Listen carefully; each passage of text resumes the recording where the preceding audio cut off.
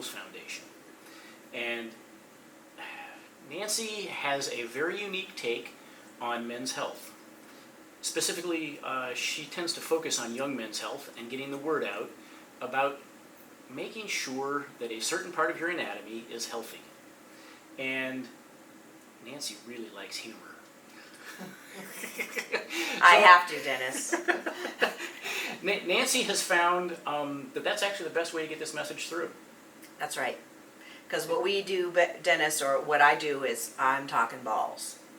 I'm talking balls day and night. I'm talking balls yesterday and today and tomorrow and forever. Because underlying my ball talk, as you can see, is saving guys' lives from a 95% curable cancer that they don't know about, and they don't know what they should be doing to make sure that they're getting treated quickly and early if they do have it. So what launched you on this journey?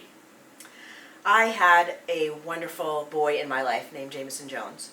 And when he was 14, on January 15th of 2005, all of our lives crashed to the ground when he was diagnosed with late-stage testicular cancer. And it was late stage because he had had symptoms for upwards of a year, and it was not diagnosed until it was so painful that he actually literally couldn't get up off the floor. That was the day we ended up in the emergency room and found out to our shock that he had stage 4 testicular cancer. So you shared this with me a little bit before, but one of the reasons why he went so long before being diagnosed, and this is not uncommon, right, is just the guys tend to, first of all, not look after themselves very well. That's right. And that's a fairly sensitive part of the body. Most guys are not talking about it unless they're in the locker room talking to other guys. Right. Fairly sensitive. I mean, when you get hit there, it's way more than It's fairly way more sensitive. than Yes. And in fact, I can attest to that. well, and I can't, but so I'm told. So I'm told. It is not a rumor. No, it is not a rumor. And in fact, the fact that they're sensitive actually is one way that guys get diagnosed. Mm-hmm. I recently talked to a survivor who was diagnosed because he got hit. Actually, he didn't get hit.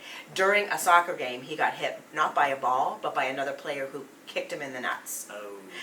Which I understand really, really, really hurts, and he knew it would hurt. But when a couple of weeks later it still hurt, he decided, okay, I should go to the doctor because maybe I got injured. Right. Well, he didn't get injured from the kick in the balls, but he did happen to have testicular cancer, which was found during that exam while he was there for a whole different reason. Was he able to find it early? Yes, and it was found accidentally, Right. but early. And so yes, all he needed was the surgery and no chemo, no radiation, and he was so lucky. I've told him he should go thank that guy that kicked him in the balls, because that guy probably saved his life. So what is your message at this point? What are you looking to get from all the effort? I mean, you've been working at this for how many years now? Well, Jaimeson died 9 years ago. Okay. And actually he died, it was 10 years in October, excuse me. He died 10 years ago. A few months after he died, in his memory, I put on my first Family Jewels 5K with the idea that because he left behind 2 little sisters who didn't have college funds because of how expensive it is to have a child with cancer, let alone twice, because he died of a relapse when he was 20.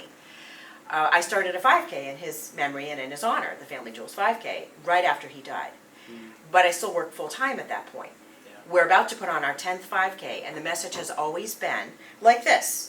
It's been about, okay, so testicles, they're kind of funny looking. They're kind of homely. You guys probably think they're beautiful, but I think they're kind of funny looking. And they are sensitive. Gee, you just crushed every guy out there. Well, we don't crush balls. We're trying to save balls, and I'll crush them. Trying to save them. It was all the egos you just destroyed. Yes. Well, and that's the thing is, you can love your manly bits and giggleberries and knackers, and there's a lot of words for them. Are there any names that you haven't used for this particular campaign? One of the euphemisms is giggleberries, and if you can figure out how I can use the term giggleberries in a phrase, in a poem, in a nut note, this is a nut note, then I'll send you one of these shirts, because I've not been able to figure out how to use a giggleberry. It's not scary. Check your berries. Awesome! We got to write that down. My studio audience is writing that down right now for me, so I remember. It's not scary. Check your giggleberries. It's not. Yeah, we'll work on that. There's refinement there. So the answer to your question, what we're trying to do is to take away the stigma and embarrassment about men's health in a global sense and men's testicles in a small sense, no offense, small, big, medium, hairy, not hairy. We're trying to take away the stigma and the embarrassment, because what I tell students, what I tell adults, what I tell everybody who I talk about this with, which is daily on a multiple times a day, all testicles, all the time basis, is there's nothing embarrassing about cancer. Right. Testicles are just another body part. They have a job. Right. They have a job or two, and so do all the little parts that are in the back of them. They have a job, and they deserve care just like any other part of your body. Okay, so we're going to do, Nancy is going to do a little demo for you on how to do a testicle exam, a self-exam, so that we're not just talking in hypotheticals. This is actually, this is real-world practice. That's right. So here we have your typical size testicle, right? Is this typical? If you maybe have elephantiasis, possibly. Okay, well, we're going to make it nice and big so everybody can see it. So imagine that this is your testicle, and some of you guys out there are going to say, yeah, that totally looks like my balls. All right, so here's what you do. First of all, you do this right after a warm shower or warm bath, because you know what happens if you're cold, your testicles disappear up into your body and you got an empty bag. You don't want to examine an empty ball sack, because why? We're not talking scrotums, we're talking balls. So after a warm bath or a shower, when they're down in their little nest where they belong, you're going to take each of your testicles one at a time. And you're going to put them in your hands like this, so that they're sitting on, your 4 fingers. And you're going to take your thumbs, both of them, and you're just going to palpate. You're not going to squeeze like a stress ball. So all the men in the land just went, ah! They just cringed. Yes, so not so much that you cringe, but enough so that you can feel them. And you're just going to take your thumbs and you're going to palpate. Palpate, palpate, palpate, all around them. And what are you looking for? You're looking for a lump or a bump. Typically, testicular cancer most often is discovered as a painless lump or bump in the testicle that feels kind of like a pea. There should not be any lumps or bumps in your balls. So you're going to palpate, looking for lumps or bumps, and while you're doing this, you're going to know whether they hurt, so you're going to notice if there's pain, and you're also going to notice that, so say this was one of your testicles and the other one was about this big, you got to go to the doctor. Yeah.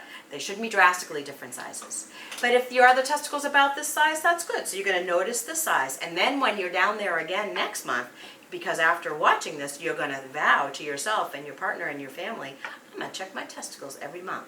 When you're down there next month, you're going to remember what they felt like last month, and you're going to look and say, okay, so still no lumps or bumps, still no pain, and that's about the size I remember it being. Boom, you're done. Go reward yourself. Buy yourself a Hershey bar.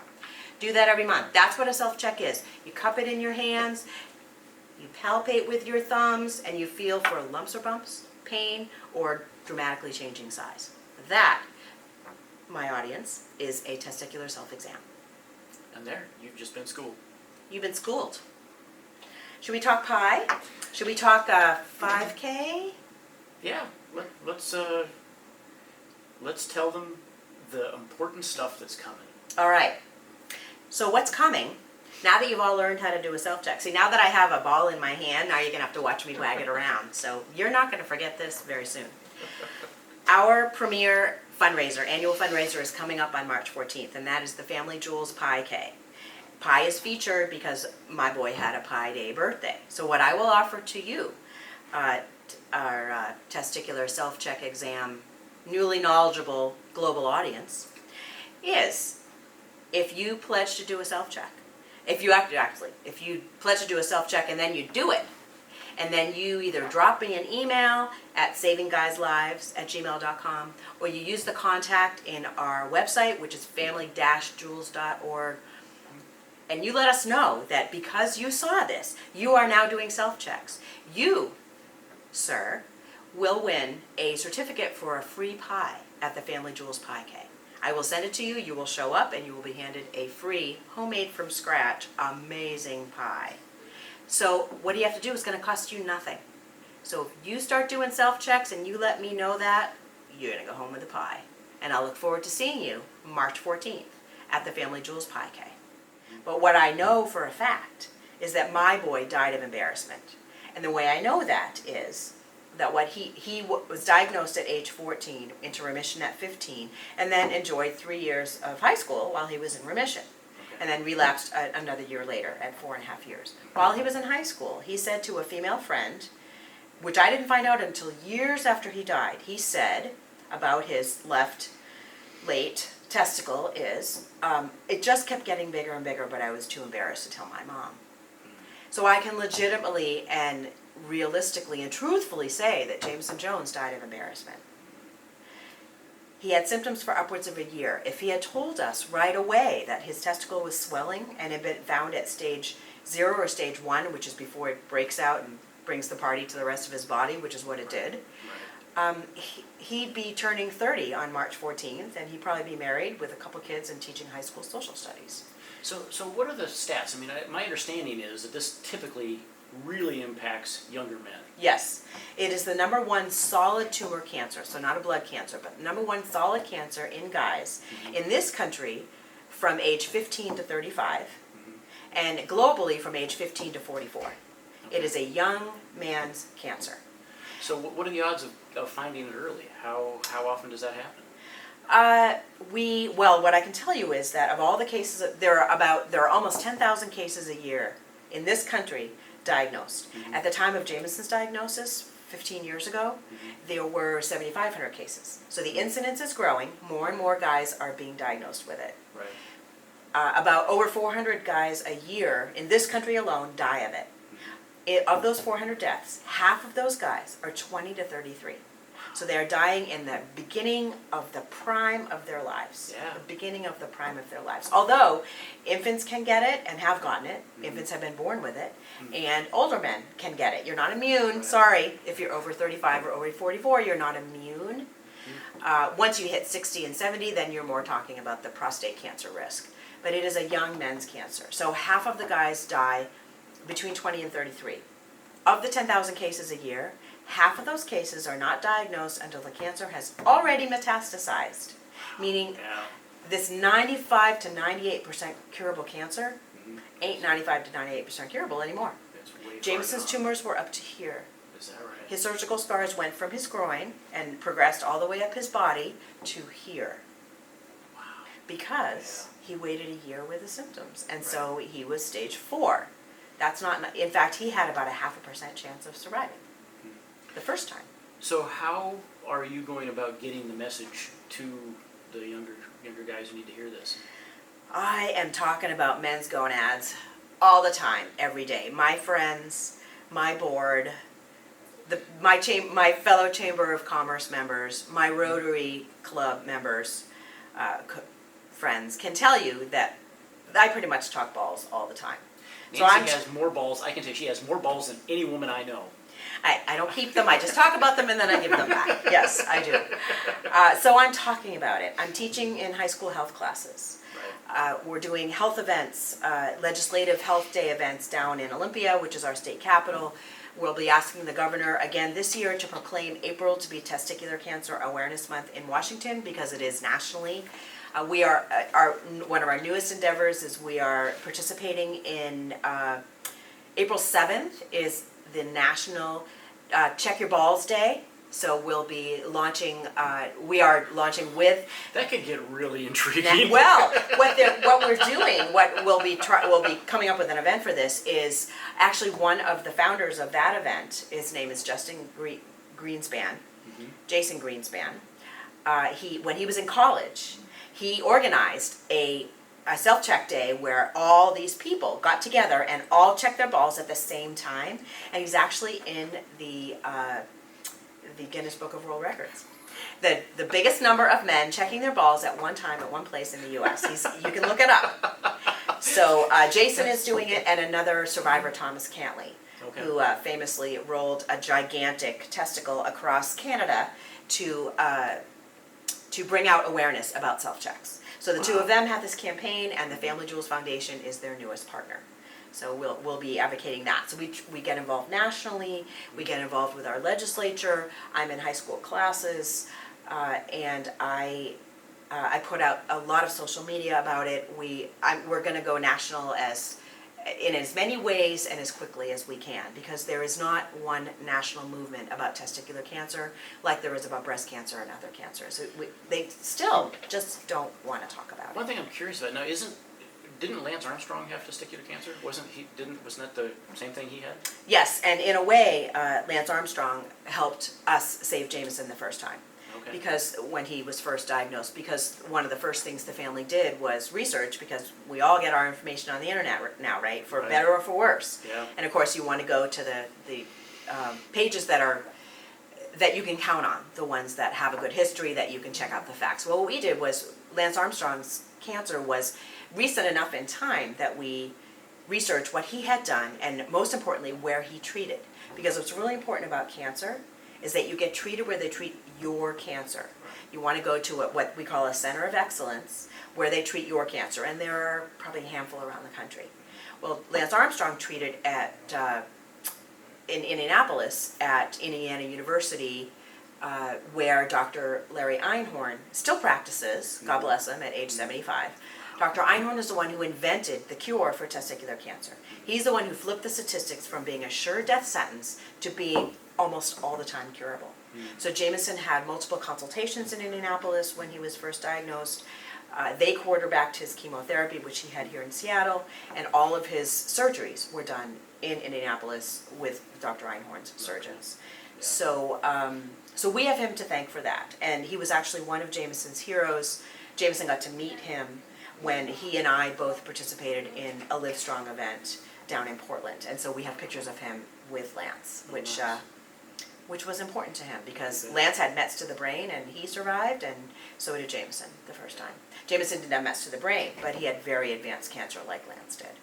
How are you finding that the kids are accepting this message? Are you feel like you're getting through to them at this point? Is there something that needs to happen next? Well, yes and yes. Okay. We are getting through to them. I know they're getting through to them.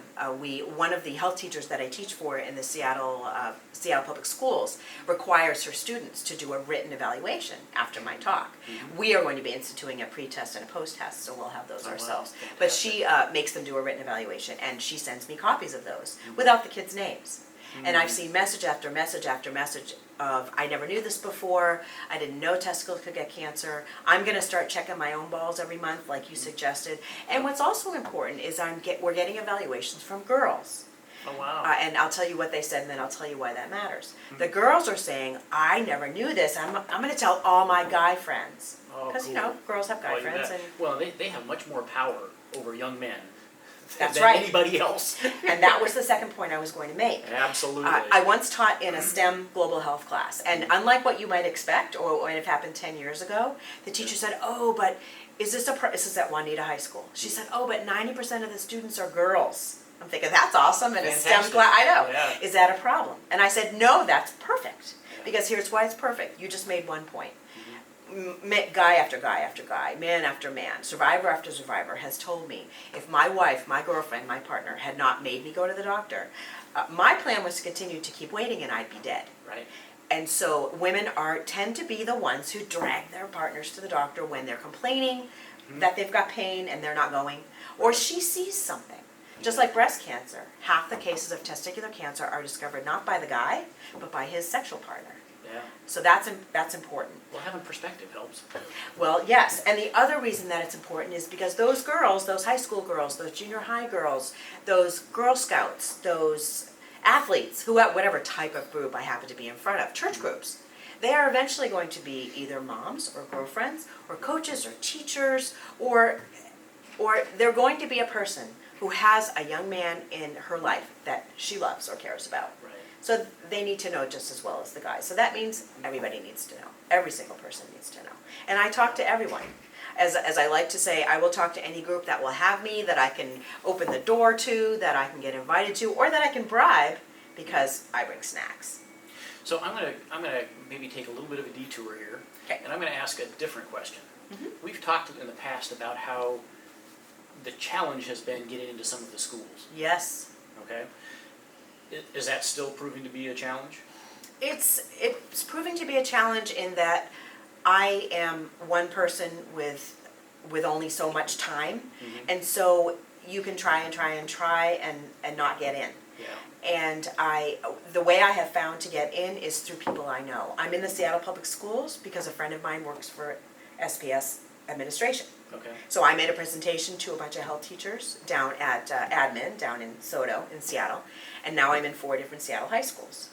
I'm in the Juanita High School because somebody came to a chamber meeting and knew of me. I spoke to a scouting troop because I was volunteering at a local event with a mom who has a scout in that troop. What I'm aiming for, what I would love, is to teach at least every single high school student in the North Shore School District. That's where we're based. Right. We're based in the North Right. Shore School District geographic area of Washington. And that is, there will be 4,400 in the next 4 years, 4,400 kids graduating from the North Shore School District. Yeah. That would be an awesome place to start, is to get into Absolutely. every single health class in the North Shore School Right. District. But I'll go anywhere. I'll go anywhere. So you've got an event coming up. I do. We have our signature fundraiser coming up, and that is the 10th annual Family Jewels. It is now the Pi K. I talked to you earlier, I explained to you earlier that just a few months after Jaimeson died, I put on our first 5K in his memory, but with a goal already at that point to endow scholarships for kids who've had a sibling with cancer, Right. because they are the shadow survivors in a family with childhood cancer. Those well siblings, you just can't spend as much time with them as they deserve because you've got to take care of the sick kid.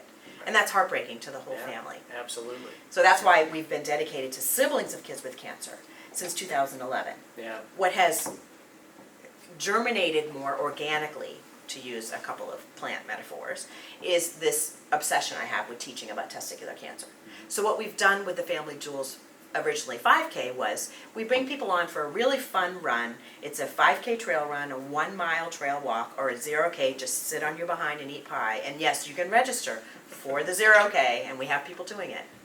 And while they're there, having fun, having pie, getting medals, being timed professionally, we get in some education about testicular cancer. I have my captive audience. We don't advertise, you are going to learn about testicular cancer, because who's going to come? Like, oh, Right. that sounds fun to go run in the cold in March and learn about Right. ball cancer. No, I'm going to go run because it's a local event. It's well supported by the community. It's at a local favorite state park with local companies sponsoring us, including you, because of the videos you've done for us. Yeah. And while they're there, they get information and education. And they get a pamphlet, and they go home, the parents with their kids, the kids with their friends, the girls with their guy friends, and they look at the pamphlet like, wow, I didn't know that. And they didn't know they were going to learn a life-saving message, Yeah. but they learn it. And they come back Absolutely. year after year after year. I like to think they come back every year for my pie, because I make an awesome pie, I have to say. And that is why we actually changed the name to the Pi K. Yeah. And to travel a little bit farther down the pie road, the original reason that the snack we chose, that the shtick, the food that we wanted to attract people with is pie, Right. is because Jaimeson was born on March 14th. Ah, And for all the geeks and nerds among us, There and you go. mathematicians Yeah. and physicists, that's Pi Day. 3.14, mathematical pi is Pi Day, Yeah. which is a thing.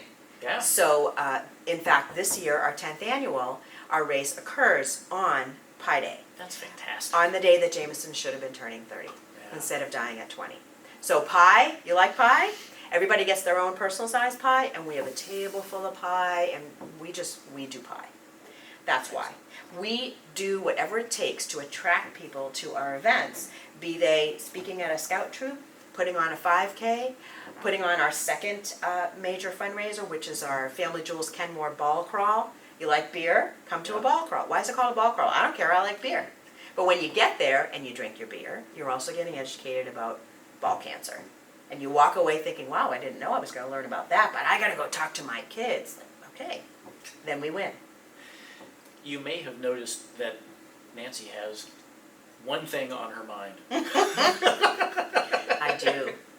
So we're gonna wrap up here with Nancy's big message. The big message is, The big message is, here are the symptoms of testicular cancer that I want you to know, and I'll give you the message after I give you the symptoms. Testicles should not hurt, they should not have lumps or bumps, and they shouldn't be changing in size. Normal for them to be slightly different sizes from each other, left versus right, but not normal for them to change in size.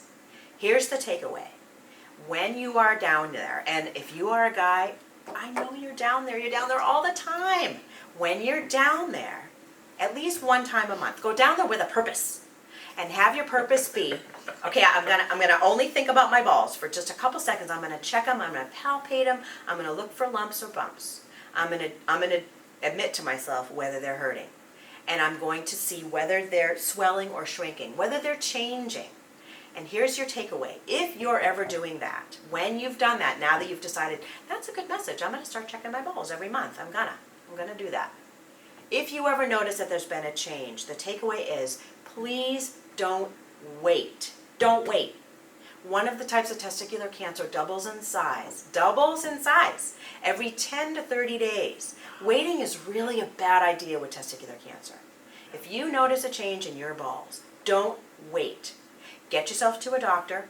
If you're a child or an adolescent and you don't usually take your own self to the doctor, tell a parent, tell a guardian, tell a grown-up who you trust, a school nurse, a scout leader, a coach, tell somebody, please, so that you can get to the doctor quickly. Because if you do that, then you'll be done with it. You'll be done with it quickly. If you do have the cancer, you'll get cured. If you don't have the cancer, you got scared and you don't have anything serious, that's great.